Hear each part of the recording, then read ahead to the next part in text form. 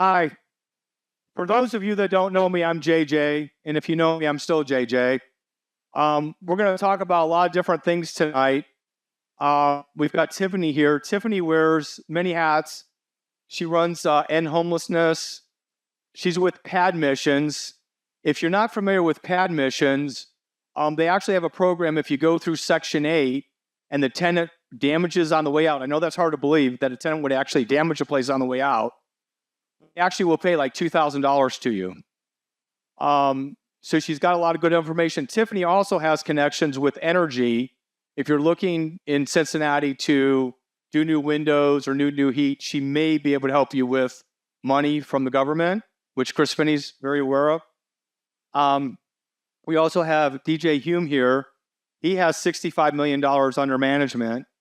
And what people say about DJ is, as soon as they meet him, they go, and I said the same thing, he's smart and he's young, which don't always go hand in hand. But that's what they always say about DJ when they meet him. I've had several people that meet him and they go, he's smart and he's young. So that's interesting. And then, of course, we have attorney Chris Finney. He does many things. He won 3 cases in front of the U.S. Supreme Court, 9-0. He has a title company called Ivy Point Title, which I always recommend. And when he's not doing anything else, he's out buying law firms. He keeps busy. So I'm just going to go and kind of go around the room a little bit. If I don't mention you, either I don't like you or I don't remember you. So I just met a few people. Destiny's here, the beautiful young lady there. She is a residential loan officer. She can do 1 to 4 families. So if anyone has a need for a residential mortgage, she's your gal. Rebecca works a lot with Tiffany. This lady here can fill up I've seen her fill up completely like 30-unit buildings that need tenants. So like she can if you have a building and you need tenants, she can do it and she gets you good quality tenants. So she does very, very good at that. Fred Berger, he owns half of downtown. And when he's not doing that, he's married young girls. He used to have a lot of properties in Clifton. So there's Beth, she's been out here. Dan does very high construction. He's not like a handyman, but like you got a building downtown or you've got a bigger project, you want it done right, but yet be cost effective. Dan's your man. I've got that beautiful young lady from Pompilio's here, Abby. She's very sweet. She's very nice. And you notice I've never bought dessert there when I've been at Pompilio's with you. Do you know why? You're sweet enough. I don't need anything else. So just to help me move boxes because I had to move back to my house. This guy was on the porch cutting down a tree, and they were like a little puppy dog. It was so funny. It was like, I'm a puppy dog, come play with the puppy dog. And they like wouldn't leave her alone. It was like, I see it from the other side of the fence. I'm like, do we really act like that? It just totally blew my mind. I've got another very good friend here named George Hagan, and we've known each other about 25 years or so. And he has been a very good friend to me through thick and thin. After the real estate crash of 2008, I was closing about $20,000 a month in residential real estate. And when it crashed, I don't care how good you are or what's going on, but nothing was selling. I mean, nothing was selling. And George helped me out a lot during that time. He's very kind. He's given me a lot of good advice. He told me to read this book called Thou Shalt Prosper. It's kind of like Think and Grow Rich, but it's called Thou Shalt Prosper. But finding a good mentor, a good friend that will steer you in the right direction, it's absolutely invaluable. And George has been a very, very good friend to me, and I really appreciate it. Well, thank you. Thank you very much. Anyway, we got, or just give me during the break. And so Tiffany's going to talk again. She does many, many things. I don't know what she's going to talk on tonight. She's very gorgeous too. And she's going to educate us on lots of different things. So here you go, Tiffany. Awesome. Thank you. I don't know why it's doing the transcript there, but hopefully that's not too distracting. We're going to see everything we said and probably be a little embarrassed. But good evening. I'm Tiffany Gerlich. I'm with Strategies to End Homelessness. And Strategies to End Homelessness is the lead agency in Hamilton County, Cincinnati, that coordinates the effort to end homelessness here. And what I'm here to talk to you guys about tonight is how you can partner in this very important work. So to start off, I just want to debunk some of the myths around homelessness and what are the causes and what puts people at risk. To start, I will just do some data points here. In 2025, in Cincinnati, Hamilton County, there were 12,774 people who touched the homelessness system. That's 12,774 individuals, which that makes up 9,119 adults and 3,655 children. So if you do quick math, 1 in 4 people who experienced homelessness in 2025 in Cincinnati were children. So the reason I like to point that out is because there's a common misconception that people experience homelessness because they are lazy or they make bad choices. But if you look at the data here, you can see that 25% of those that experienced homelessness in Cincinnati last year had no choice in the matter at all because they were children.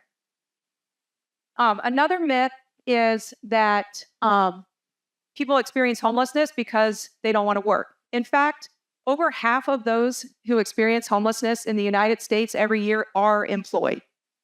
There's also a myth around, all homeless people have a mental health disorder or a substance abuse disorder. And while some of them do have those concerns and those issues, many do not. And the vast majority of Americans who have mental health disorders or substance abuse disorders never experience homelessness at all. So, sorry, I lost my train of thought here. And I wanted to say also that a lot of times those who are diagnosed with these, it happens after they lose their housing because of the trauma that creates.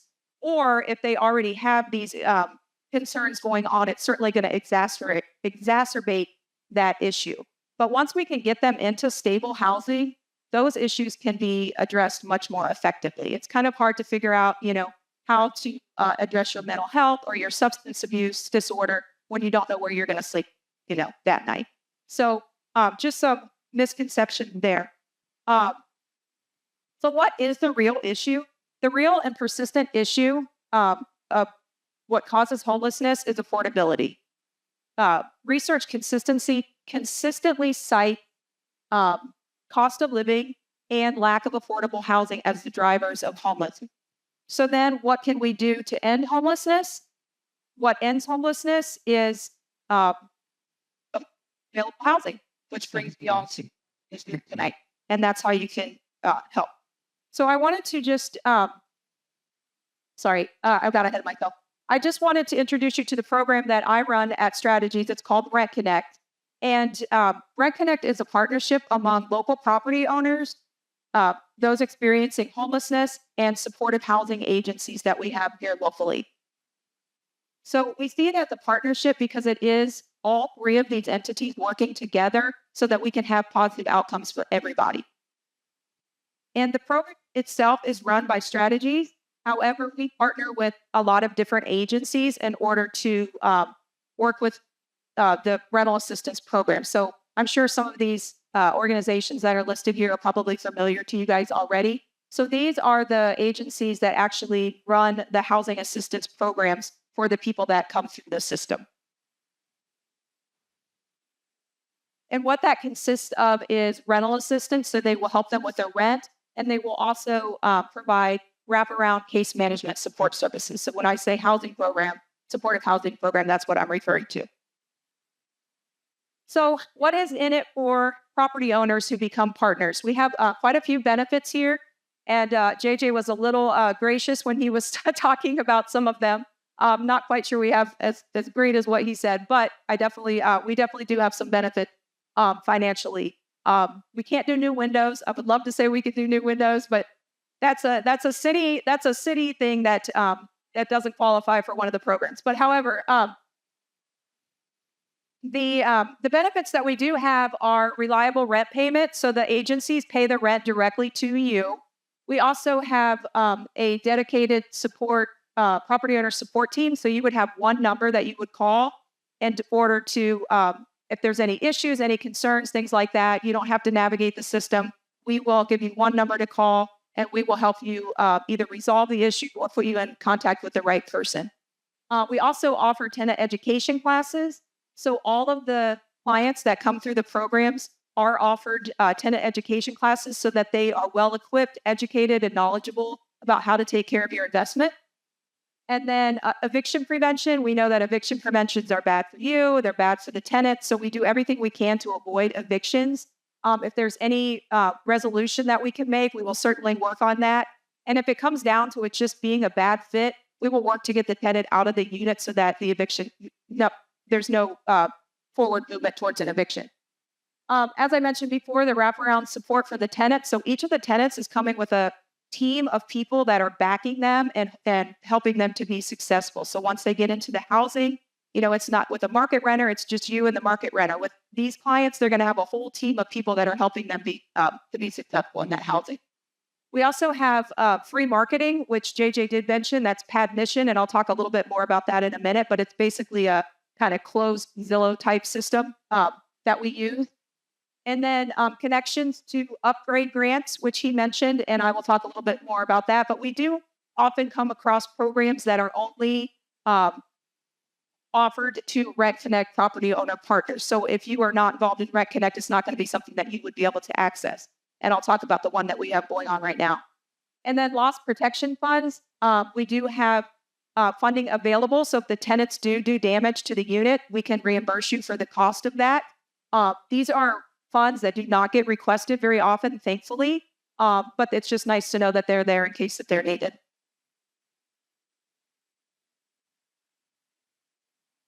It did a turn. Well, not thinking. What is it?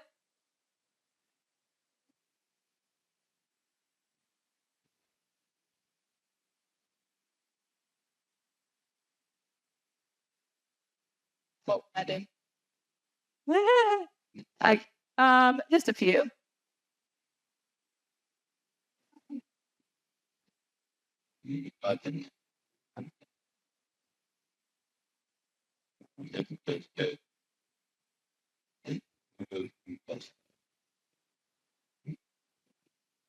Oh.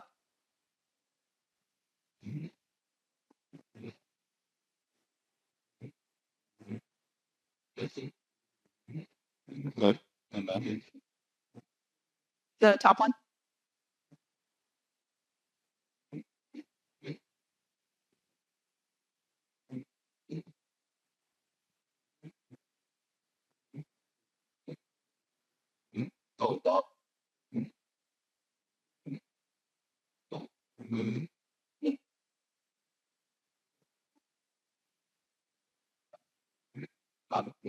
Okay.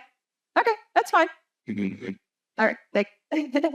All right. Well, we'll just continue without the slide. No big deal. See where I was.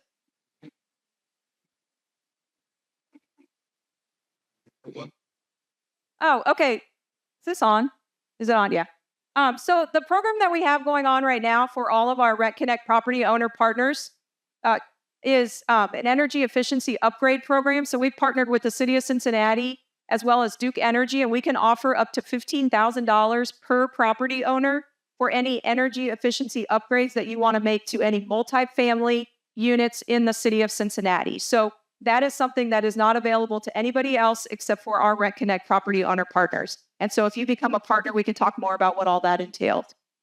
And then I do just like to go over like how the rent standards work, because everybody wants to know, what am I going to get paid for rent? So basically, what our programs can pay is the rent has to meet a rent reasonableness standard. So what that means is we would take all of the address and all of the attributes of the unit and put it into a system that we use locally called Rentellect, and then the rent amount, and it's going to tell us whether it passes or fails. So as long as it passes, then our agencies can pay that amount. If perhaps it does not pass, then we will work to make a negotiation that works for everyone. Some of our programs do have bonus funding that they can give up front to kind of make up to offset that difference. But I did put some examples up here or on my slide of some units that pass rent reasonableness. And I probably don't have it written here, but if I remember off the top of my head, there was I just put up some examples, a 2-bedroom, 1-bath in, just say Westwood or something like that, for $1,300. And then we had a 1-bed, 1-bath in Bond Hill that passed rent reasonableness at $1,000, and then a 3-bed, 1-bath in North College Hill that passed rent reasonableness at $1,600. So you can see we're not asking you to lower your rent. I mean, some of these may even be more than you're asking. But again, if we did need to ask you to lower your rent in order for it to pass that test, we would work out some way to negotiate that amount. It's called Rent Elect. Rent Elect. Rent ELLECT. Yeah, and it basically just compares everything to other units that are comparable in the area and make sure that, it makes that. Sorry, I just want to make sure I know where I am here. So the next thing I was going to talk about was PadMission. And so basically what that is a closed marketing system just for us. So if you were to become a partner, what you would do is you would put all of your available units or whatever units you had available that you wanted to enter into our program into PadMission. And then the case managers from all of the agencies that we partner with, that's where they're searching for housing for their clients. We also recently added client access to PadMission, so they can go in and they can do their own searches, but your contact information is not going to show up for them. So they would just let their case manager know that they were interested in the unit, and then the case manager would initiate that contact. But we do this so that we don't have property owners that have to, you don't have to navigate where you want to market your unit to. You just put it in here and you're marketing to all of the different programs. And then the case manager, same thing. They don't have to, figure out reaching out to a bunch of different property owners trying to find units for their clients. And so it's free, it's easy to use. Everybody would have access to that. So you have a login and you can log in and you can do everything in PadMission, or you can leave everything up to us. We have some property owners that they're doing everything in PadMission, and we have some property owners that have never logged in at all. Totally fine. It's just completely, what your preference is. We can do it for you, or you can do it yourself. But it's a super easy to use platform. Rebecca can tell you she's in there, and it works really well for this system. So the next thing I was going to do was just kind of talk through the steps, from beginning to end of kind of how the process works if you're working with program. The first step would just be adding available units to PadMission, and then case managers, that's where they would find the unit, and then they would reach out to you, set up a showing, bring their client through, complete a rental application. And then if they pass, if the rental application is accepted and the tenant wants to move forward, then they do have to do an inspection. So all of our funding does come from HUD. So we use the Housing Quality Standards inspection. And the CMHA is not doing that inspection. That with our programs, it's going to be the case manager or the housing specialist, whoever is working with that client, that's going to do that inspection. So it's a little less stringent than CMHA. They can be pretty picky. But basically, they're just going to look to make sure that it's safe, that it's secure, and that it's sanitary. And then once the unit passes inspection, there's just a little paperwork that needs to be completed for the rental assistance to start. And then the tenant signs the lease and moves in. It's simple steps, and it can happen very quickly. We are working with people who are experiencing homelessness, so we like to get them into housing very quickly. So sometimes this happens 3-4 days a week, and somebody has looked at the unit and they've already signed the lease. So and then that kind of all I had. I figured you guys would have some questions. I've spoken to groups before, and usually there are a lot of questions. I kind of just do a blaze overview. So what questions does everyone have? Yes.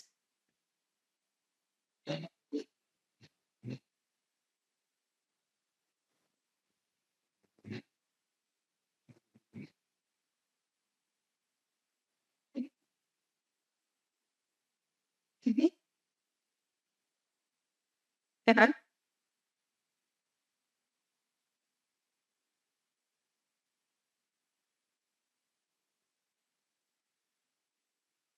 So basically, what happens in the homelessness system is that when somebody comes into the system, there's an assessment that's done, and so it's going to be determined what their needs are and what program they qualify for.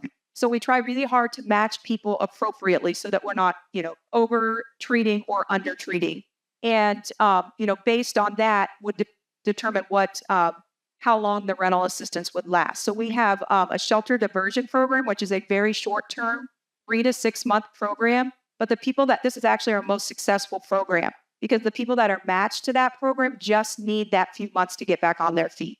And their assessment tells us that.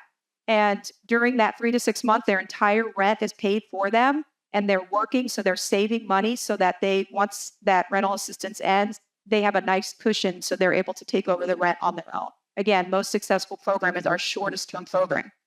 Then we also have rapid rehousing and permanent supportive housing, which work as like a step down program. So when the household comes into the program, if they have no income at all, then the agency is going to pay the full amount of rent for them. But then they're going to be working with them to obtain employment or income. And once they start earning income, they're required to pay a portion of the rent, and the agency pays the other portion. And this happened over a period of time. It could be 12 months, 24 months. Permanent supportive housing currently, things may change with the new administration, but currently is unlimited amount. So people who qualify for permanent supportive housing, someone in the household has to have a disability, which qualifies them for that program. So the agency will help them as long as they need until they're able to take over on their own. But again, it just depends on what the household need. I'm not going to say that it never happens that the system has maxed out and the person is still not on their feet. It does. But I mean, it's no different than a market renter where they lose a job and they can't pay their rent. But our program's success rate is anywhere from 75 to 90% of all average for all of the programs, meaning that they are able to pay the rent when they graduate the program. Yeah.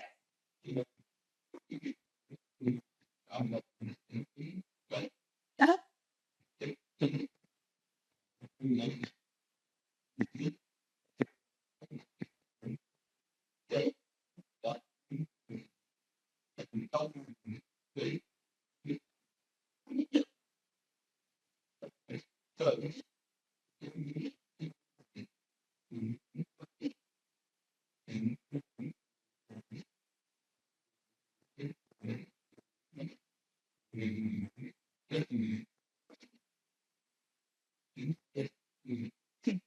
Yeah, so I mean, the wraparound support services, they should be working with them for financial literacy, budgeting, making sure that the whole goal with our programs is like CMHA and Section 8 is like long-term subsidy. Our programs are a short-term subsidy to get people back on their feet and so that they are self-sufficient. So yes, all of the case management services that they're receiving when they're in the program is helping them so that once the program ends, they're able to take over on their own.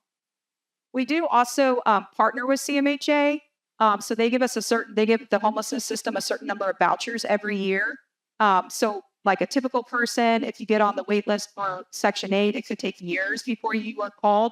With our vouchers, because they give us a certain number every year, what happens is a household is determined they maximize their amount of income and they're still not able to, afford market rent on their own. We would transition them over to a housing choice voucher through CMHA, and they can do that within just a couple of months.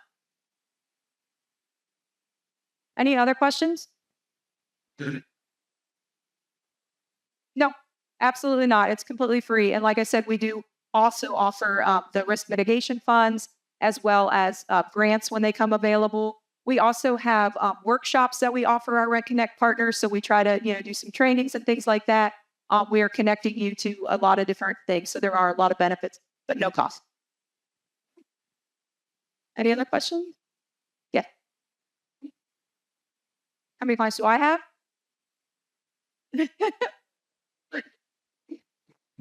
Yeah, well, like I showed the numbers from 2025, there were 12,774 people that touched the system in 2025. On a daily basis, I'm going to say we're probably serving anywhere from 6,000 to 8,000 people, which could be. Oh, I'm sorry. It just depends. We have individuals and we have families of 10. It's all across the board.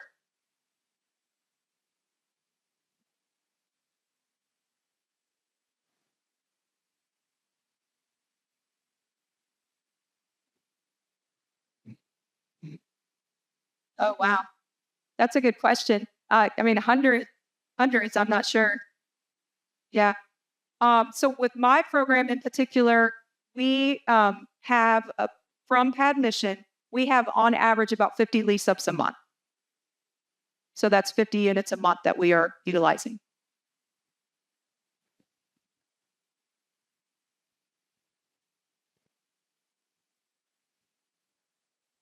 So that's a good question. So the security deposit will be covered, yes. And we cannot do pet deposits. Sometimes we try to do negotiations. So if each program can actually pay up to 2 months rent as a security deposit. So if the client maybe feels a little riskier to you, you could ask for a double deposit. Otherwise, you could say, I want, an extra $200 for a deposit. Make that your security deposit, but it's technically your pet deposit. So we try to work around what the requirements of the system are to make it work for everybody.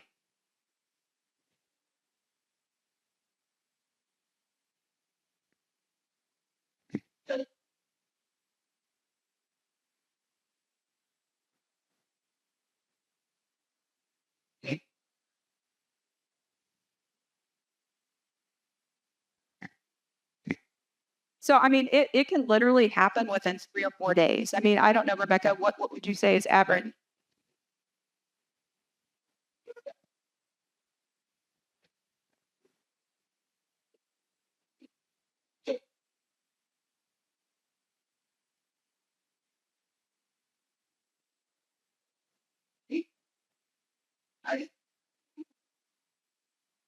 Yeah. Yeah, and especially with a not working with a bigger corporation.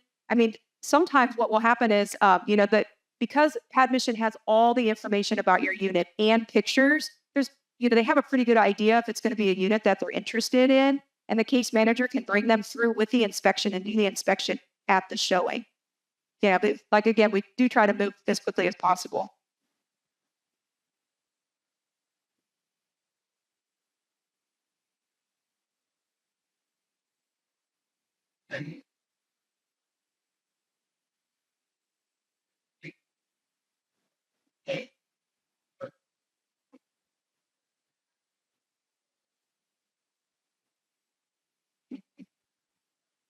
It's not. It's very different. Yes.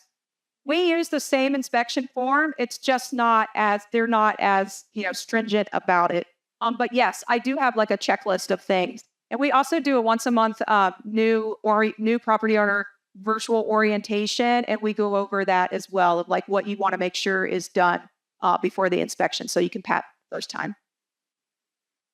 You're welcome. Any other questions?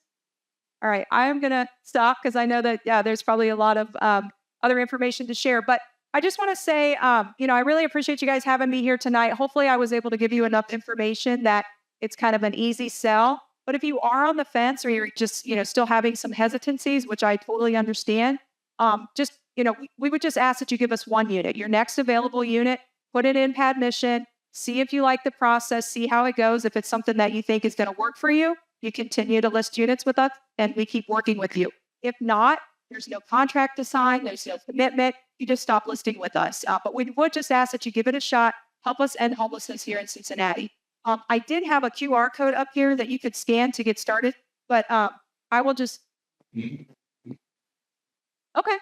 yeah, that's fine.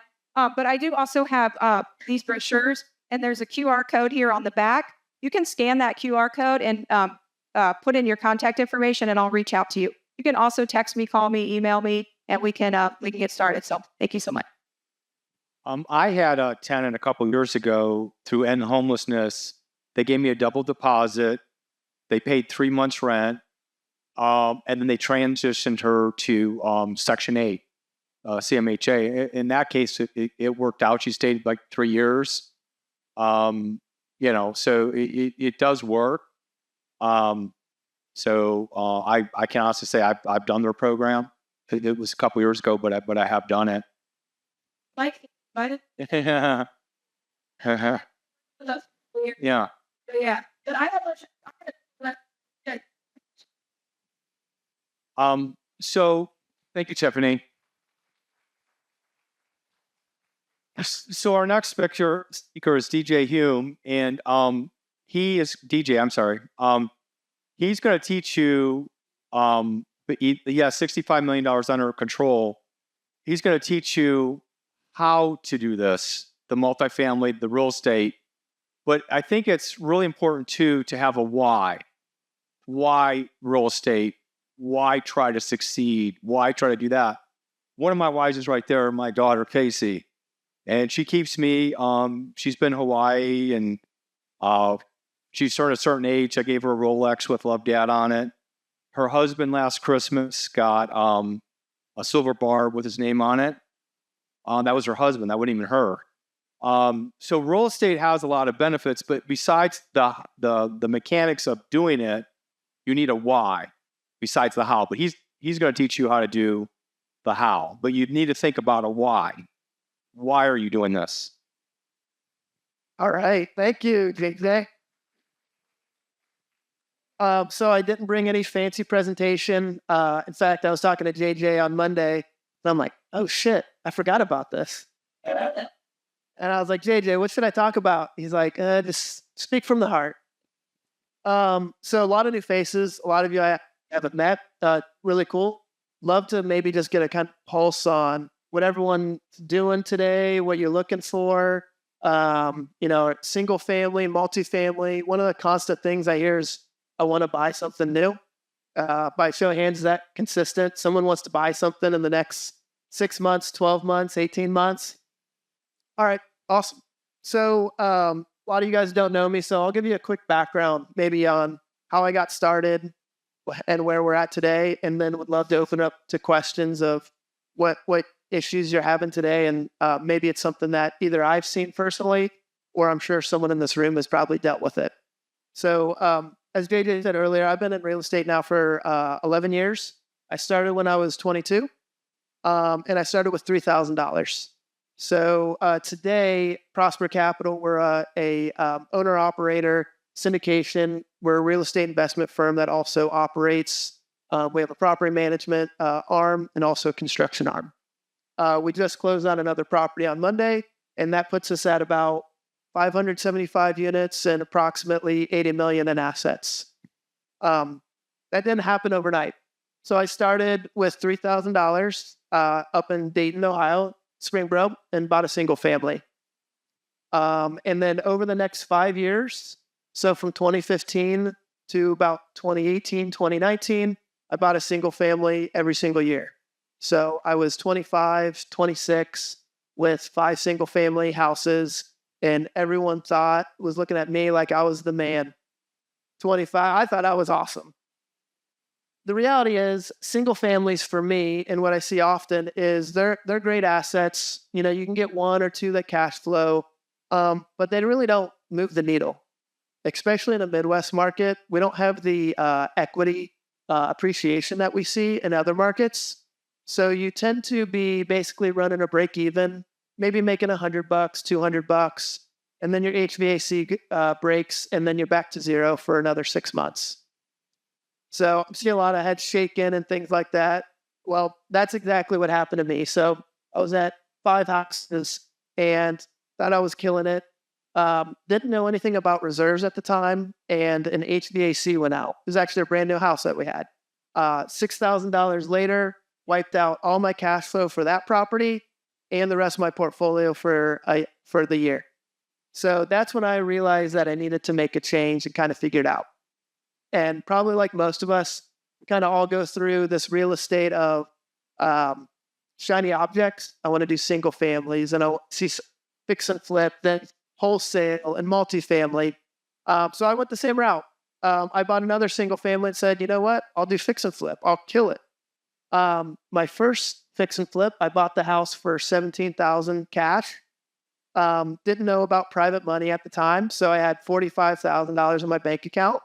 I was like, perfect, that's my budget. And I went ahead and did my first flip. Didn't know anything about construction, contractors, anything like that.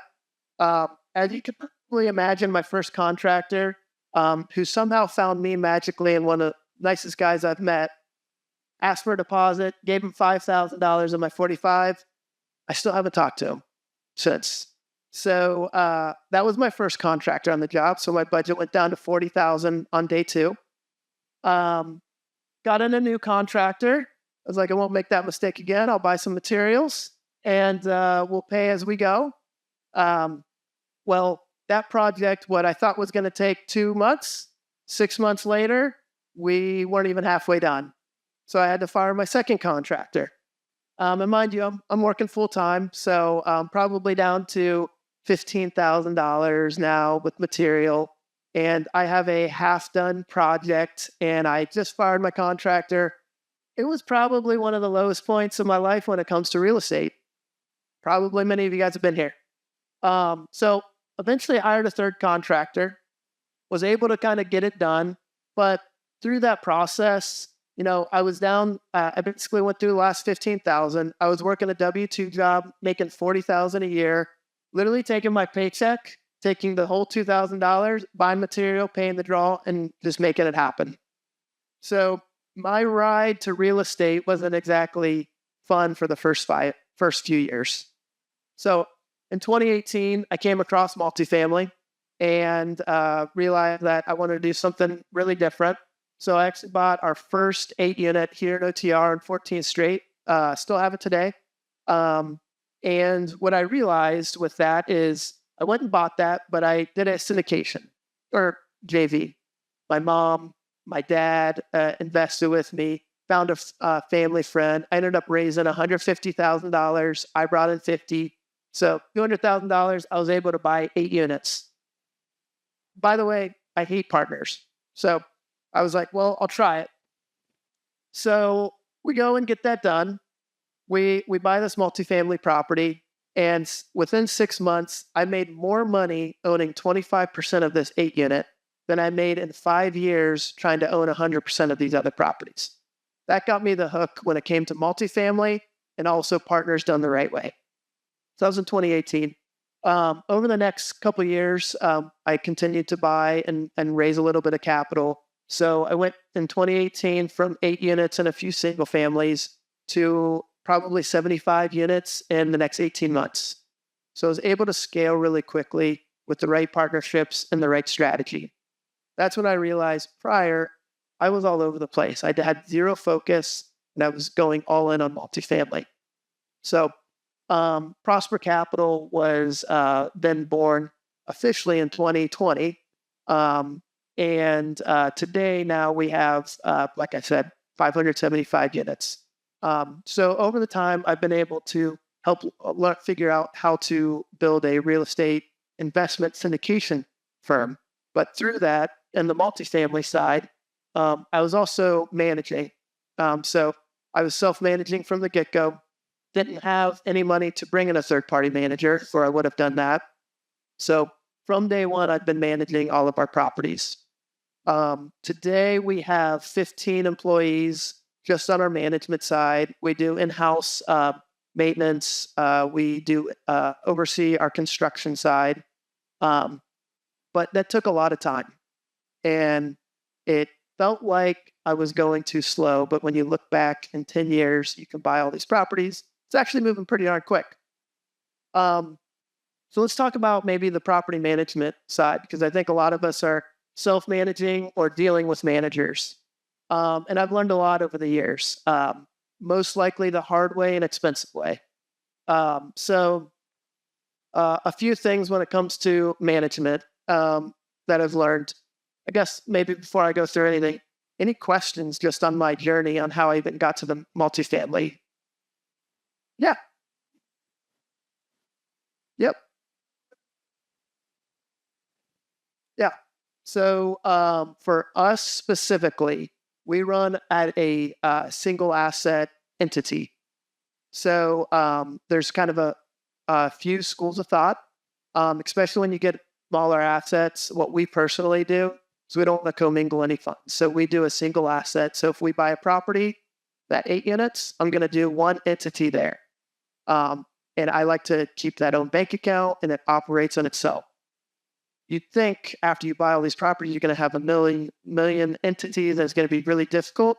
It protects you. It protects your investors. It keeps things straight because you link everything into that bank account and you have very clear in and outs. It protects you from commingling anything. So we do every single asset within that piece to make it easier. Yep. Any other questions? So I'll talk about property management just on a high level because what we do property management at probably pretty different than most. So on the property management side, we're all used to a property management company that has a property manager, maybe an assistant manager, maybe some type of leasing person, and then you have kind of your service technicians. Common, we call that departmental management. Well, there's this new trend and something that we're really kind of diving in head first. So we call it a hybrid model. So we actually only have one property management for our entire portfolio of about 600 units because we use a centralized model. So where we see the future for a few different things is rather than having a property manager who's the specialist would lease the unit, would handle the resident issues. They're kind of the go-to, and they're a master of everything. Well, we all know employees don't tend to stay very long. So if my property manager leaves, well, all that knowledge within the property that I had before is gone. And who has to pick up the slack? Most likely me. So I found that as a problem just in kind of the overall market and structure. One, how am I going to hire someone and think that they're going to be really good at all these different things? I'm going to go through a lot of people to find the right person. It takes the right mentality. Two, you're not going to be good at anything. You're spread too thin. So we actually have this hybrid model where we have a property manager and we built out this specialist side. So we bring in a specialist that focuses on one part of the resident experience. So we have a resident experience specialist, a service coordinator specialist, a leasing coordination specialist that all report up to a property manager that can support one another. That's a centralized operation, meaning every single lead, whether I have a property here on 4th Street, on 14th Street, out in Batavia, in Columbus, or somewhere else, all those calls get funneled into one single place, which is our office. So then it can be handled by a specialist who understands deeply about the resident experience and doesn't necessarily need to know all the details about property A versus property B versus C. So it's been a really cool model to kind of build out. And if you think back outside of just the real estate industry, every other industry, I don't know about law firms, Chris, but have been centralizing for years. Hospitals, they've been consolidating and centralizing. Real estate always functions 20 to 30 years behind. So no one else has done it. So if you look at the industry, it's been happening for many years everywhere else. So the big advantage when it comes to this, not only centralizing these operations, spreading these different skill sets across multiple people. So if someone leaves, they can kind of pick up the slack. But outside of that, then we've been able to go a step further, knowing that to have a resident experience, I don't need someone to be in person. 9 out of 10 times, this is an email, this is a phone call, anything like that. So we actually then brought in all of our staff from all over the world, mainly Central America, and all of our specialists that report up to our property managers here actually live in Mexico, Colombia, or all these different countries. We call them TMs. These RTMs, one, are a huge competitive advantage for my business. Average wage, if I hire a property manager today here in Cincinnati, what am I getting? $25, $30 maybe, plus some benefits. Well, my average wage with most of these staff, granted, I am probably top 10% payer in whatever country they're at, is around $10.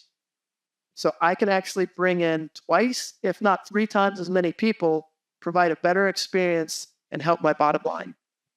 So that's kind of a little bit about our background on the property management side and how we're thinking and operating in a different way to provide a better experience for our residents and help make our property management arm a little bit more profitable.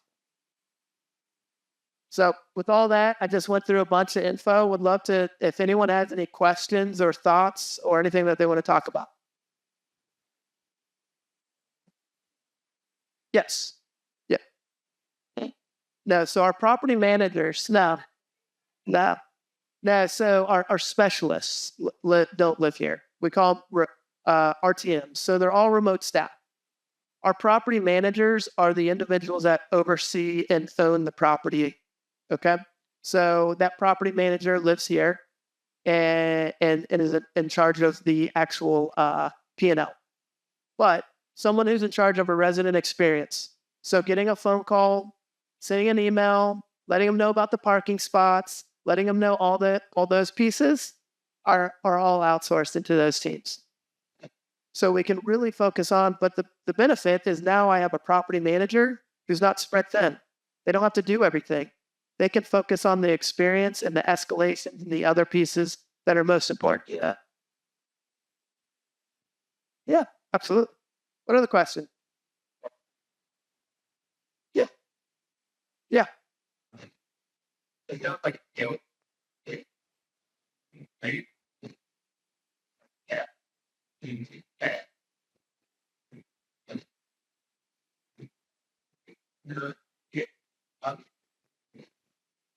Yeah. So it goes back to our fund and our private placements. So today we have probably about 5 or 80 what we call retail investors, active investors with us. So every single opportunity that we have, we go and actually raise capital for each one. Yep. Yeah, we and on the operating agreement kind of depends on how you structure, but a common structure in that in the PPM is what we consider general partners and limited partners.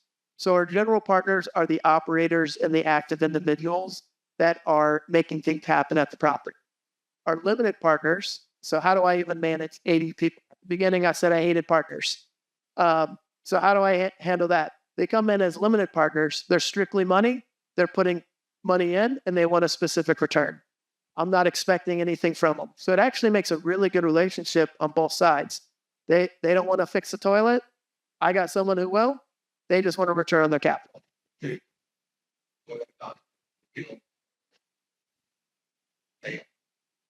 So when it comes to that, I mean, at the end of the day, real estate is a risk. It's just like any other investment. So the consequence of risk is it could go to zero. Now, the reality is with real estate, I don't see this building going down to zero anytime soon. So you're really protecting your downside. Now, how we place our protection for our investors is what we call a preferred return. So essentially, when we want to do an investment, why would they be incentivized to partner with me? A preferred return isn't a guarantee, but it basically says, we'll pay you 6% on your money, but the preferred return is when cash is available, and it's when, and they get really paid first before I get paid. I'm paid off of incentive, what we call a hurdle then. So after I hit my 6%, let's call it after 6%, we're going to split the money 70-30. I'll give you 70 of whatever's after that. I get 30. So the more I pay my investors, the more I get paid. That's how I align both those interests to make sure that we're all focused on an end goal that's the same. Yeah. What other question?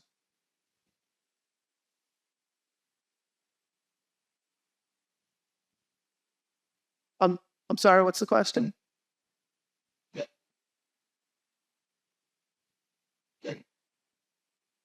So the waterfall or the hurdle.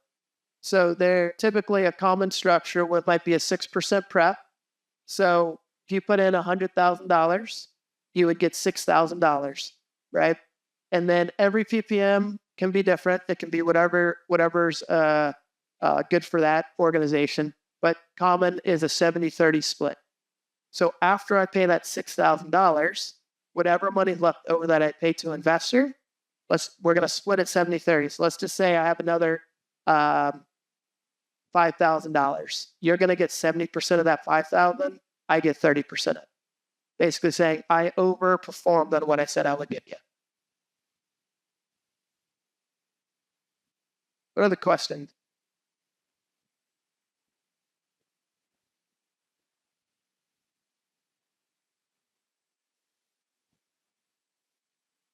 Yeah. So on leasing specifically, I'll just kind of give some background on what I've seen in the market 5 years. So in 2022, if you were a leasing agent and you showed up to do a showing, you were a rock star leasing. Like there was zero supply. Like we were filling units left and right. Today, it's the exact opposite. It's a very tough market. So what I've seen is the individuals that haven't gone with the times, haven't started to use technology and other efficiencies, they're really starting to struggle. So when it comes to leasing, one of the main things we're really leveraging AI. It's all about fast responses. So we typically find that if we respond to an opportunity within 30 minutes, our likelihood to get a filling out of that basically triples. If I missed that 30-minute window, they basically moved up. It probably already talked to someone else. So it's a really competitive landscape. So when it comes to that piece, fast responses, consistent responses, getting to a human really fast, and then you got to get them into that unit within 3 days. If you don't get them in the unit within 3 days, again, they've most likely moved along. The inventory alone, just we have a lot of properties in the Mount Lookout, Hyde Park area.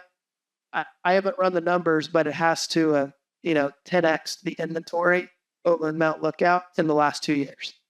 So what used to be the landlords had the upper hand, the potential prospect or the lease whoever's leasing now has the opportunity, right? They can pick whoever they want.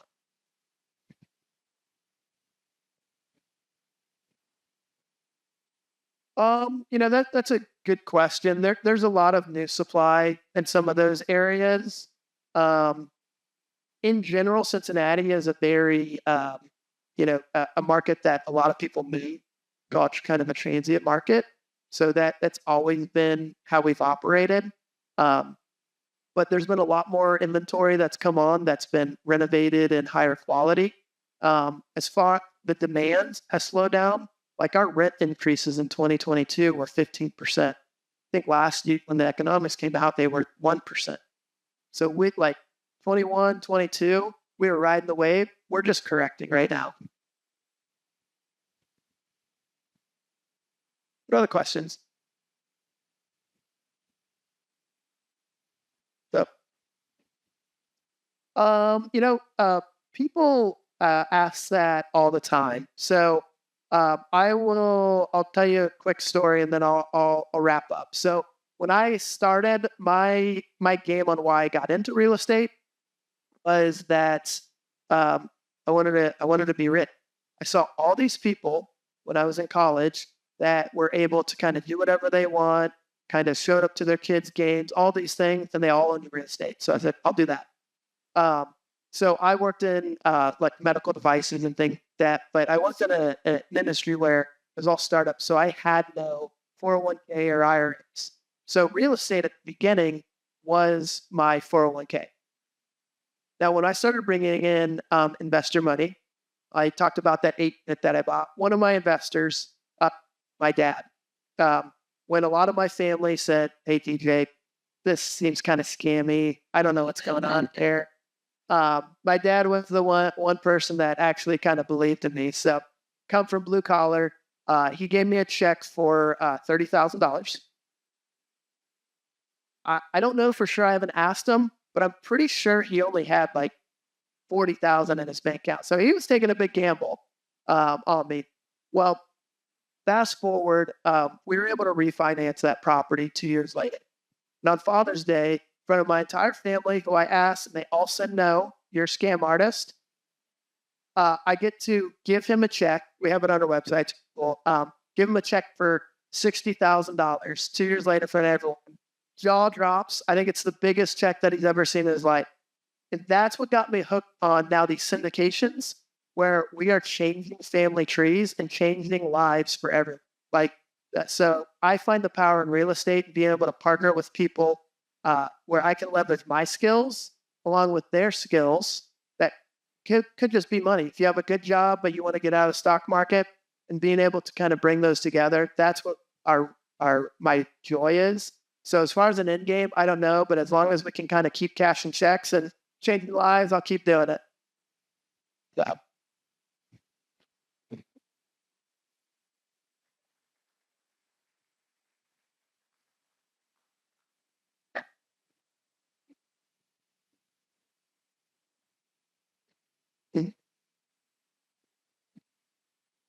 Yeah. So today, now we're really looking for acquiring 75 to 100 units or more on each acquisition.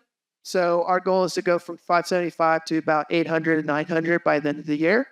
But that doesn't happen overnight. So our sweet spot in 2020, 21, 22 went from 8 units and 12 units to 24 units. And we kind of lived in that for a few years. Then we started buying units a couple of years later. And now we're buying, then we bought 75 units. So I think it just keeps going up and up, because what you find is if I went from 8 units to 100 units, those tenants would have eaten me alive, right? So you have to really kind of, I believe in slowly progressing up. So now, like, we have the scale, we have the processes, we have the team in place. If I can go from buying 50 units to 125 units and it not be a huge deal. So I think that kind of target always moves, not only on a unit count level, but also where you buy. You know, money is a big constraint today. You might have to start in a C-class, D-class neighborhood or price hill from a price point standpoint. Those are hard assets to manage.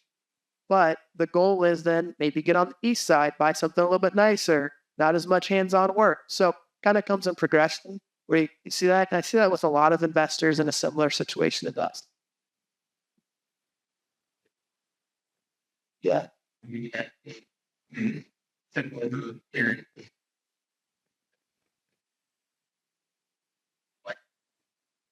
Yeah. 18 months when I talk to investors and individuals that have been in this industry almost as long as I've been alive. The last 18 months have been the hardest time to raise capital. It's not available as it was, whereas in 2020, 21, like everyone had money to blow. So it's really hard. But again, that's just the market kind of pulling out the people that really were operators and being efficient. So over the next 18 months, based off kind of what we've seen, we actually see more money being available, but people are holding back a little bit, right? Between the war and other economic factors, they're not sure what's going to happen. So if you can raise money today, then you can raise money at any time. Yeah. All right. Thank you. Thanks, TJ. I know people who have passively invested with TJ, and they have told me that they've been very happy with him. So I have a friend named Victor that is invested with him. So he does do a good job. Last but not least would be attorney Chris Finney. And I said a lot of things about him earlier. I do need to tell this one story that I usually tell. I have an investor friend. He's got about 1,000 doors. And he had a problem post-closing, meaning he closed and something happened. And he called me. I actually didn't sell him that property, but he says, "What should I do?" I said, "Well, call the attorney that handled the closing." And he did. He called the attorney that handled the closing. And that attorney told my friend Ken to call Chris Finney. And ever since then, I really have appreciated more. I've known him a long, long time. But when that happened, I'm like, a light bulb went off. And wait a minute, another attorney from another title company is telling my friend Ken to call Chris Finney to solve a problem. And I always remember that. The other thing that I want to mention real quickly is Ivy Point Title. when you do a commercial transaction, an attorney handles this from A to Z. This is not true with other title companies. But when you do business with Ivy Point Title, an attorney manages your file from the start to the end. Not someone from McDonald's, not someone from anyone else, but an actual licensed attorney is handling it from A to Z. That's another thing I really like about Ivy Point Title, and that's why I always recommend them. Now, I'll do whatever a buyer tells me to do, I have to, but I always start off, hey, I think you should use Ivy Point Title. It's up to you, but this is what I think, this is why.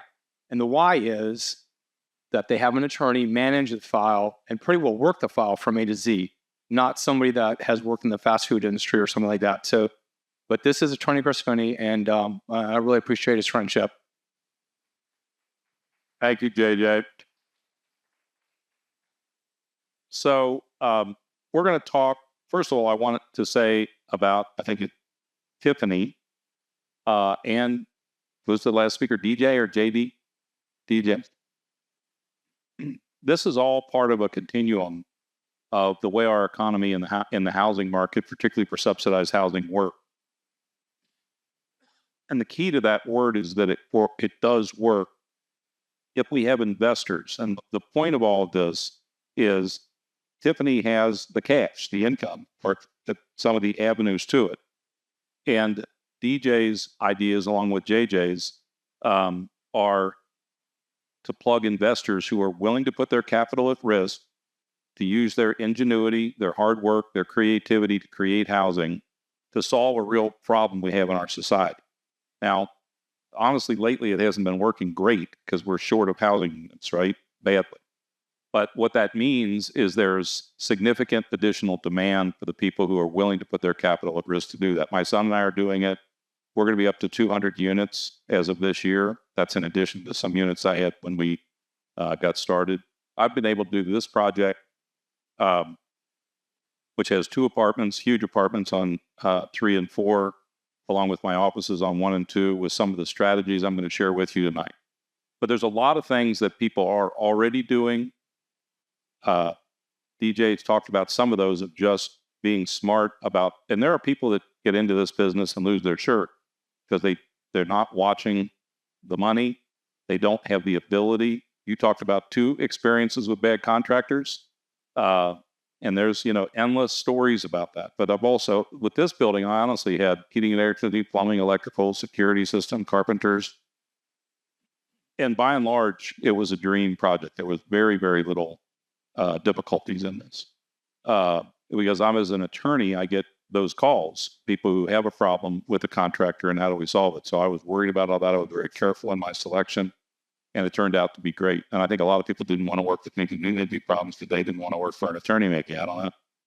But it worked out well. I have an incredibly successful client who does mostly retail development, some office development. He's made literally hundreds of millions of dollars over his career. He's my age now, mid-60s. And I was talking to him about these strategies that we employ. And the thing that surprised me, even when I did this building, was just how powerful these strategies are. So you can significantly change the outcome of your investments by using some of these tax strategies. These are not what I call nibbling around the edges thing. You can significantly change the outcome with just a few of these strategies.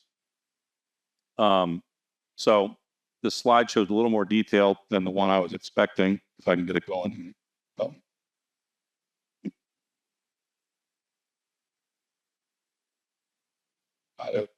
That's just a little bit about our firm. We have a multifaceted firm that does pretty much everything an individual or small business will need. I started my career as a real estate attorney, meaning real estate title, contracts, leasing, easements, that kind of thing. I then branched into litigation, and I ended up doing a lot of real estate-based litigation. It might be a foreclosure, it might be an eviction, it can be a lease dispute. I do a lot of regulatory work with the city of Cincinnati. And by the way, part of that continuum I wanted to talk about, that Tiffany is one end on, JD's at the other end, is the city of Cincinnati, CMHA, who wants code compliance or CMHA compliance, and so on. A lot of my clients call me because they've gotten in trouble with the city and aren't complying with their units. Some of it's the vacant buildings that the city wants to get put into the market. I'm dealing with about 4 clients right now who for 10 years have had vacant buildings in over the Rhine and other parts of town. And the city's just sick of it. They want what Tiffany wants, what JD wants, which is to get units into the marketplace. And that's what this seminar is about. There is a significant demand, meaning there's money on the table on the income side. If you can somehow, if you have any handyman skills yourself and you can do some of your project, or at least understand the variables, you can save a lot of money in doing it. But the talent to bring units into the market, to convert them, and new kitchens, new bathrooms, and so on is incredibly valuable, and the society needs it. We can help you in those things. The first thing I want to talk to you about is everybody with properties in Hamilton County, Butler County, and Claremont County will, in January of next year, get a new tax bill, a new valuation on your property. Okay. And you will have, and I'm suspecting for real estate investors, that's going to be a whopper, that these auditors know that we've gotten low values since really 08, 9, 10. And I got a feeling they're going to come in, some of them anyway, are going to come in and significantly increase these valuations. And some of them need to be. They should be at market. Many of them are well below market. I talked to a client today about one of these strategies. That person is here in the room tonight, but almost guaranteed to, for the coming 3 years, save that person about $4,000 a year on a 4-family. Well, there's really 2 different pieces to that. One is when you get those valuations in January, I have an online course, and I'll be teaching some courses at the Board of Realtors. And JJ, we can do another one in January that tell people how to actually appeal their taxes in order to do that. But the Board of Revision at the county office is there to adjust those. If your property is overvalued, not to game the system, we don't give people a reduction if they're not entitled to it, but to make sure you're not paying more than your fair share of taxes.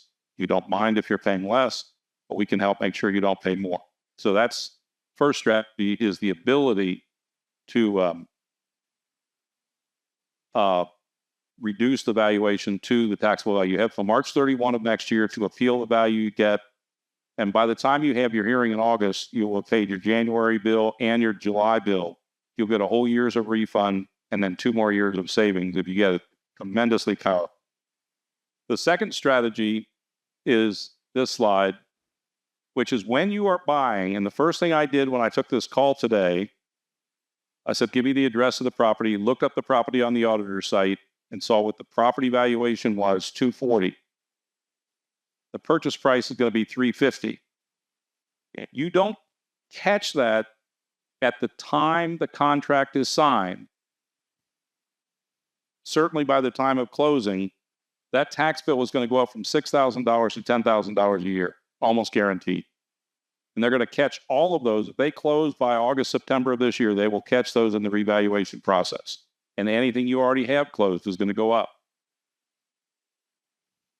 If you do what's called an entity transfer, a membership interest transfer, or a drop and swap, not guaranteed, but pretty much assured you're not going to have to pay that amount.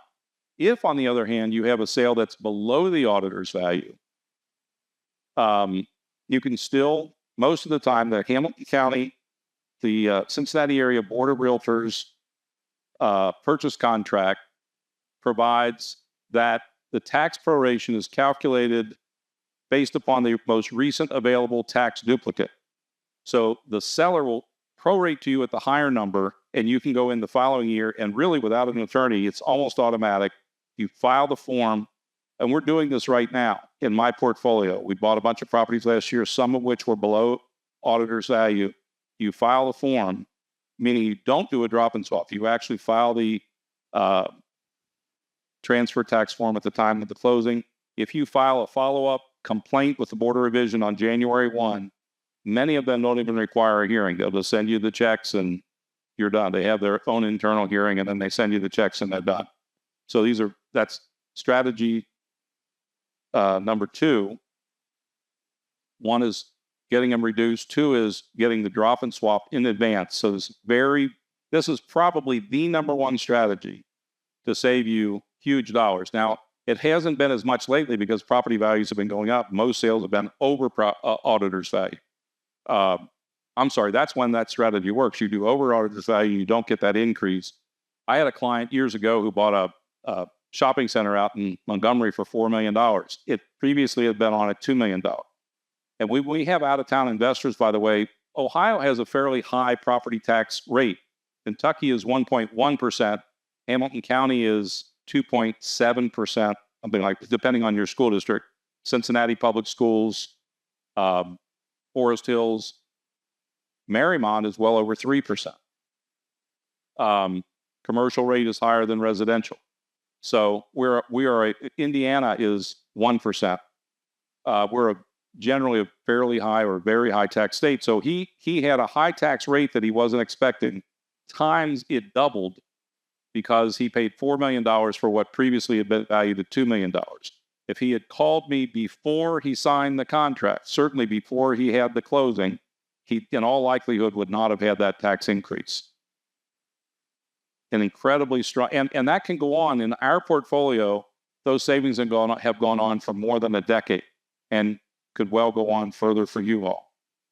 They don't necessarily go away on the. That's what I'm thinking in 27 with the new valuations. They may start catching some of those, but up until now, a lot of them are flying below the radar. And if you have a sale, DJ, it sounds like you're doing large multis now, and the school districts catch those, and they're harder to do as drop and swap. But the smaller 4-fams and single-family homes, they don't even look at them, and so you can do the drop and swaps and not have that step up in valuation.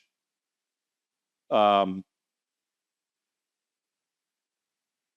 that, CAUV reductions. If there's any agricultural property, and most of these courses I do doesn't have that, but it's a wonderful tax benefit in Ohio that you pay something about 25% of what the taxes otherwise would be on property for where you have crops. And it can be very valuable. If you buy CAUV property, you have to be very careful because they can go back and recoup that tax savings for 3 years backwards. So you end up owing the other guy's taxes after the closing for 3 years. The city of Cincinnati has a very generous residential tax abatement program. So if you're going to renovate property and you're reporting those renovations with a building permit, or even if not, the auditor can come in and assess that property and take that valuation up. They don't always catch them, but you should count on that. So a lot of times people run a pro forma for properties and they look at the current tax bill and they don't consider the amount of money they're going to put into improvement. You could end up with an enormous surprise on the tax line item on your profit loss, and there's not a whole lot you can do about it after the fact because they're catching true value. City of Cincinnati has a very generous, depending on your neighborhood, a very generous residential tax abatement program. On this building, the units on the 3rd and 4th floor, I put $400,000 into each unit, so $800,000 of improvements. Very nice apartment. I'd like to think very nice apartment. 100% tax abatement for 12 years on the improvement. Zero tax on all of that on the upper 2 floors of this building. A lot of that depends on the neighborhood. So the city has 3 kinds of neighborhoods they've classified: lift, expand, and sustain. So things like Hyde Park and Mount Lookout, where people were doing a lot of new construction and getting tax abatements, that's not gone, but significantly reduced now. They still want to incentivize that, but they're aiming more towards neighborhoods that need help. So there's all kinds of variables to this, but lift neighborhood, 15 years, up to $350,000 for a remodel, $300,000 for new construction. And then you go to Hyde Park and it's 5 years for new construction for only the first $200,000, but you can't get much in Hyde Park for that. And that's of improvement value. These are the neighborhoods: lift neighborhoods, Avondale, Bond Hill, Camp Washington, Carthage, Coreyville. Expand neighborhoods, kind of in the middle, really anybody who wants the slideshow can just email me, but yes, you can take it and I'll send it to you.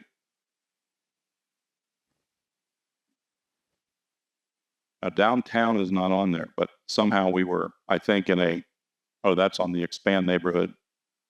And then this is a map showing those. And then you can get bonuses in addition to that in terms of both the years and in terms of the amounts. So for this building, we got historic automatically. And I think I didn't do the lead savings, or if I put it in an elevator, you could get a design, what they call visitability, and you get more dollars abated for doing that. Well, we got another, so it's $350 on this building. It was in the middle section, so we got the $350 for 12 years, and then we got an extra $50,000 because it was historic, so $400,000 per unit of abatement. You do this one, you don't need pre-approval. You file after the construction is concluded. I did it, and I was shocked at how easy it was to do it. I mean, you can't lie on these forms. You don't want to make it up. You don't want to commit fraud to the city. But I was surprised how a turnkey it was to do this. The city wants to, the same really that Tiffany's talking about, they want to incentivize the creation of units. They're going to give you real dollars. So on those 2 units alone, $400,000 per year of taxes would be $10,000 of taxes per year. $20,000 a year on taxes saved on those 2 apartments. My math is right. 2%. No, 2%, 2.5% of 100,000. Help me out, Fred. Would be 2,500 per. Yeah, no. So $10,000 for 400,000. Yeah, that's correct. So $10,000 per unit times 2 units is $20,000 of savings times 12 years is $250,000 of savings. It is not nibbling around the edges. They are nice program. Commercial tax abatement in this building. By the way, we condominiumed this building so I could do those units separately. You can do up to 4 units in a building, and you can get that, in this case, 100% abatement for 12 years for those 2 units. So we changed it. You have to put utility meters in the units, gas and electric, if you're going to do gas or just electric, and you have to have condominium, you have to have a separate tax bill per unit, and you can get 100%, that 100% abatement by unit. The lower 2 floors was a commercial abatement, and with the streetcar out front, it was like 52%, and we only got 8 years on that, but I'm paying half the tax rate on the lower 2 floors, and if we paid the same amount, I'm looking at another $100,000 or more of savings for having done that program. So it's well worth leveraging those things. The commercial abatement is different. It's 67% everywhere else. Downtown, I think they take another 15% off because of the streetcar. You have to enter into an agreement with the school board, which is why you don't get 100% to pay their share of the tax, or 33% of the taxes. But you have to have council approve the work before it's started. So if you start doing your carpentry, you're not qualified, because they're saying that this incentivizes you to do that work. And so if you go ahead and start it, they say, well, you didn't need the abatement for it. I also found in my application, it was a little, I wouldn't say tortured, but a little difficult. You have to do your budget. If your ROI is too high, if your return on investment is projected as too high, they say, you don't need our help. If it's too low, they say your project's going to fail. So I find it, because I was renting from myself. Look, I said, I can create my rent at whatever level I want, my expenses, whatever level I want. I can create my own ROI for your pro forma, and it wouldn't be a lie, right? Just tell me the number you want. So they gave me the number, and I happened to hit that number. But I think I had to apply 2 or 3 times to hit the number. It was like this mystery little game that they played. But again, a very generous program on this building. 1031 tax exchange. By the way, the greatest tax benefit in the world for saving capital gains tax is death. When you die, your heirs get a free step up in basis. So if you want to pay the ultimate sacrifice to get a tax savings, you can have that. But the idea in real estate investing, and I was talking to an investor the other day, and I was talking to him about some of these programs on the historic program and the cost segregation, which I'll talk about. And he said, Chris, I don't need any of those programs. I said, why not? He says, I never pay any federal income tax. He says, I have so much depreciation that I have no income, and my active, income comes from investing. I don't pay any income tax, so I don't need to come up with tax saving strategies because I don't pay any income tax anyway. I said, well, that's a pretty nice deal. But for most of us mortals, these things are valuable. So one of the strategies that many of my more successful clients employ is a 1031 exchange. When you want to sell something, you can trade it into the next deal. Now, what I found with smaller investments, it's hard to time and it isn't worth the cost and paperwork to do it. It just isn't that great a savings. But theoretically, and by the way, on this building or any building, you're depreciating every year, either on 27 and a half years or 39 years, depending on whether it's residential or commercial. And when you sell that building, you have to pay tax on that depreciation amount just when you recapture it, plus any gain that you hit. It could be a pretty much shock to people how much tax they owe, which is why I don't really like flipping, buy and flip. I'd rather buy and hold. You buy and hold, you don't have to pay capital gains on it. You just have the income. Yes.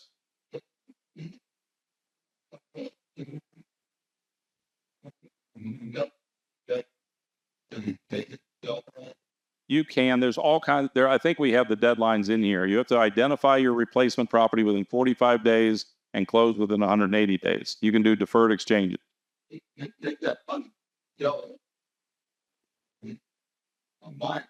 I think so. Yeah, I mean, I'd have to know the exact nature of the deal, but there are all kinds of funds that you could put the money in, or real estate investments if it's structured the right way. Is that how you do it?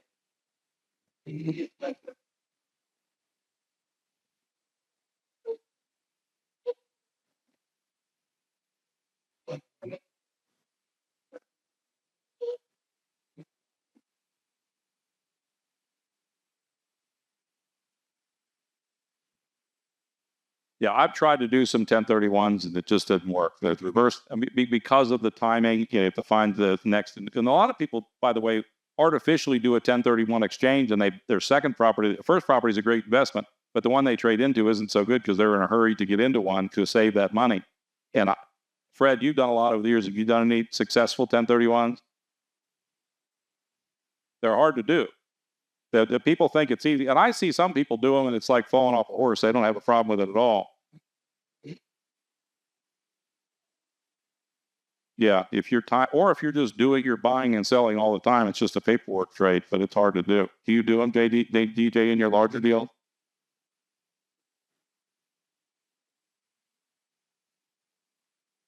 Don't tell my insurance company, but in my partnerships, I've had 3 houses completely burned to the ground. None of them were arson. One of them, a guy was smoking. Another one was 4th of July, and the kids went out and put sparklers between 2 houses. Not one of them, only one of them was mine, but burned down. Man, as it burned down, and they put them in the trash cans between the 2 houses, burned down both houses. And I can't. The other one was an arson, not me, but a boyfriend-girlfriend thing. And it was weird. After the girlfriend moved out, the guy went and torched the house. I don't know, but every time it's happened, it's a. Is that what it was? Oh, okay. First of all, when you insure a property, most of the time you're insuring it at replacement value, not at actual value. And when you're in an older neighborhood and these grand houses, the replacement value can be 3 times the value of that house. So it could be incredibly profitable. I found out, and like I said, they were all accidents. I didn't have anything to do with them, but I wasn't upset about it. But in addition to that, there's the 1033 exchange on the back end. And when you have a casualty, I think you have 2 years to replace that property. So that insurance money is a gain. You'd otherwise have to pay tax on that, just like if you sold it. But the federal government gives you, I think it's 2 years to replace it, and a lot of generous rules, much easier to do than a 1031 because of that casualty. So it worked out nicely when that happened. Historic tax credit. This building got historic tax credit, and it's been just amazing to do this. It's actually gotten 2 kinds of historic tax credit, federal and state. So when you're either in which this street is, this and you're a contributing building. So that building across the street, even though it's in the historic district, wouldn't get the tax credit. That building, that building, that building, and that building would. 20% of everything you spend, you all know the difference between a tax credit and a tax deduction. Tax credit's cash in your pocket. It's not just you get 30% of that back on your taxes. It's not necessarily that year, but it's true cash off your taxes. 20% of every dollar you spend is a federal tax credit. Unlimited. Unlimited. Now, it comes back to you over 5 years, and it's against only passive income. So if you have active income, a W-2 job, you can't use it for that. But if you have passive income from real estate, 20% of every dollar you spend, you got to do some paperwork to get this. And you have to do some compliance. You have to go through the hoops to make the feds happy. But really wasn't very hard for this building. They cared about the front facade, actually a little bit about the back facade. And if you open that door, there's what's called a newel post in the hallway, which was one of the original pieces of the staircase that was here, and they made me put that back. Hardwood floors, they don't want LVT or carpet in a lot of the spaces, but it wasn't that big a deal. So on the $2 million I spent improving this building, 20% is $400,000 of federal credit, and it comes back to you over 5 years, 4% a year for 5 years of that amount is right off the top of your federal income taxes. And then, in addition to that, the state of Ohio has an historic tax credit program. Oh, I'm sorry. There's two ways to get into the program. One is you're in an historic district. The other is if you have an historic building, you can take an extra step and have it designated. You're going to get some delays for that. It's going to take you 6 months or a year and some consulting fees, but you can if you have a large enough building, you can have it designated as historic, and then you do the tax credit program. The second program is the state of Ohio historic tax credit program. So in addition to the 20% free money from the federal government off of your federal income tax, the state of Ohio has a program that could be as much as 25%. But I say could be because it's a competition, and one of the ways you win the competition, particularly in Cincinnati, because we have so many historic buildings down here, if you were doing one in Canton or Akron or whatever, you might not have the problems we have here, but they discriminate against us down here because there's so many people here getting these tax credits, okay? And in order to get those, you have to reduce your ask. So I think I did 12% on this building. So I got 32% of every dollar that I spent on improvements back as a tax credit. And the state tax credit program isn't really a tax credit at all. It's a grant. So when you apply, they take, let's say you owe $20,000 of state taxes for the year, they take that off, and then they write you a check for the rest of that. So it's a very generous and very effective program. I have a client who's actually on this street. He owns a building next door, one at the other end of the block and one in the middle of the block. And he owns a number of other buildings downtown. He's applied for these programs himself without any help from me. I used a consultant out of Cleveland for that. And he won it every time. So he's gotten it 3 times on his own. The hotel building at the corner down there, they got $5 million of state historic tax credits to do that project. That's a check from the state of Ohio to help finish that project. Very generous programs. Like I said, these are not nibbling around the edges programs. There's another program which I've never done, but I know the guy in Cincinnati who does these, the lawyer who does these, very expensive to do. But remember I talked to you about the depreciation recapture, capital gains, plus the real capital gains you have on the valuation increase. If you own the building for 10 years, you don't have to die to get that tax savings. You can just sell it, zero capital gains on a QOZ. Now, in a lot of downtown, almost all of over the Rhine, I believe, and a lot of other distressed neighborhoods, and that map is here of but this particular building downtown, like, they carved it out and there was no QOZ here. But it's an incredibly powerful program. There's also some benefits if you're selling stock or other properties, or you have a 1031 on the front end. You don't do a 1031 anymore. There's deferred capital gains on the front end when you create capital gains to go into a project, and zero, if you hold an asset for 10 years, zero capital gains on the back end of the project. The other program that's not here in the slideshow is unbelievably powerful. I did it on this building, and I've heard about it, and I never did it before, and I'm just blown away by it. Called cost segregation study. When you're doing a top-to-bottom renovation of a project, you're going to get that long depreciation. By the way, the depreciation on this building will certainly be after I'm gone. It'll be when I'm 100 years old, it'll finally be used up, okay? There are pieces of this building that are 1 year, 3 year, and 5 year depreciation. And you get a person to come in and do a study, and they know how to do it remotely, but they do it from photos and whatever. And I don't even remember the numbers, but something like an additional, on top of the tax credits that I already told you about, an additional $500,000 of accelerated depreciation for 1 year, 3 year, or 5 years. I got so much depreciation that I couldn't use my tax credit last year because I got so much depreciation on the 1 year. But that's not if you're just putting in a couple bathrooms and kitchens. If you're doing a total top to bottom renovation of a project, an incredibly powerful program. I was blown away. I mean, I'd heard about it for years, but what's that? It's called cost segregation study. And what we would do is I introduce you to the guy who does the study, who's an engineer and an accountant, and he works with your accountant, and it's like, it just comes right off your taxes. It's very, very powerful program. Up here, the board that hire at the way they need to be a real estate professional to read the Is that right? that works. Yeah, we're full that was a something. Works around has an benefit, but it also doesn't have to be a limitation but at the can. I don't know. I've heard about the STR program. You're saying the cost seg study works more powerful? The bigger the better. Well, yeah, that's how it'll. It's extent. What is that? It's on the cost. Yeah, but but again, that increases your depreciation recapture when you go to sell those projects. So some of this we can help with the tax abatement programs. I can refer you to the consultants that do the cost seg studies. I can refer you to the consultants that do the historic. I don't think have gotten the historic without the wonderful and the cost seg savings.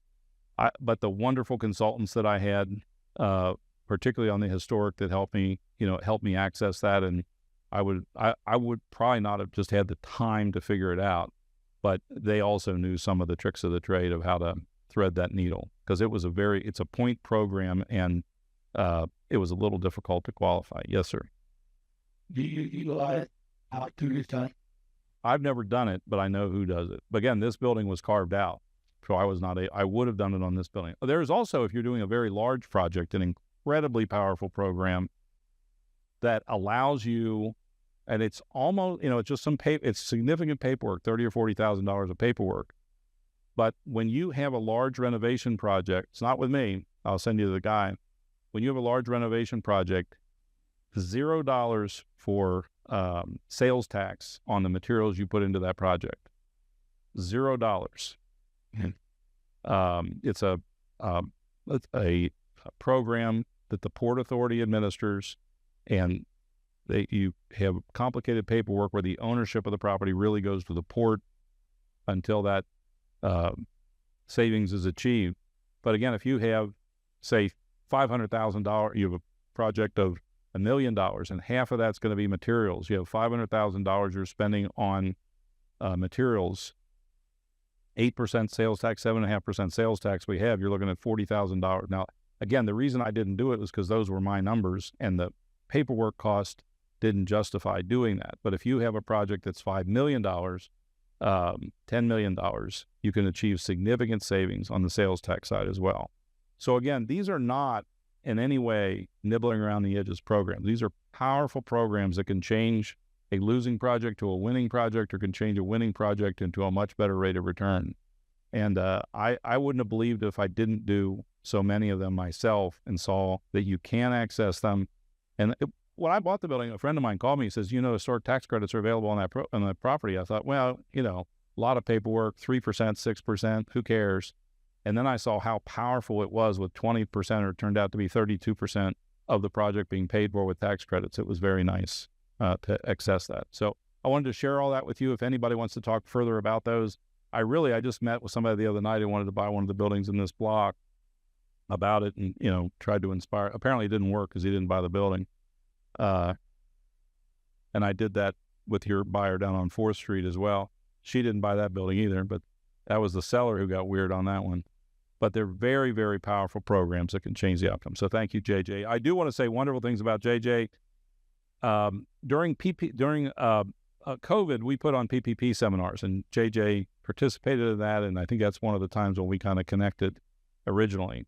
But he said, you're doing outreach and helping people, Chris, and I really like that. And I see JJ, which is your 4th seminar or 5th seminar here, reaching out, and it's a lot of work and a lot of money that he's shelling out to help you all to access these programs. So I appreciate him doing it. By the way, we built this space out precisely for this kind of activity, to get people together and enjoy, and JJ saw that right away and took advantage of it for your benefit. So it's awesome that he's doing that, and thank you for hosting. Thank you, Chris. Any questions of any of the speakers? Anybody? Myself? Any questions to anybody? If you guys have seminar ideas, if you want someone from the city here, if you want a tax guy here, send me an email or text if there's somebody that you want to see that would benefit you, that you would want to know about, just let me know. Okay? Well, thank you very much. You can hang out for a few minutes or still some food, drinks, whatever. Okay, thank you.